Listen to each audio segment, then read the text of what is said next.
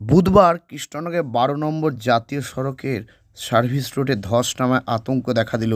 এই ধসে যে কোনো সময় বড় ধরনের দুর্ঘটনা ঘটতে পারত।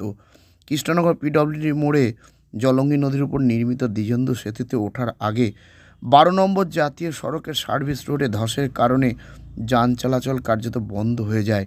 জানা গিয়েছে, বুধবার সকালে কৃষ্ণনগরের পিডব্লিউডি মোড়ে জলঙ্গি নদীর উপর নির্মিত দ্বিজেন্দু সেতুতে উঠতে গিয়েই ১২ নম্বর জাতীয় সড়কের সার্ভিস রোডে ধস দেখতে পান গাড়ির চালকরা। খবর পেয়ে এই ঘটনাস্থলে পৌঁছায় পুলিশ। পরে পুলিশ রাস্তাটি বন্ধ করে দেয়।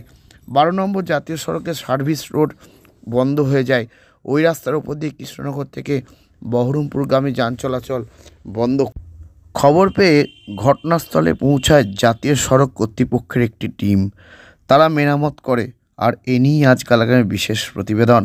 কৃষ্ণনগরে ১২ নম্বর জাতীয় সড়কের সার্ভিস রোডে ধস নামায় আতঙ্ক, ঘটতে পারত বড় দুর্ঘটনা।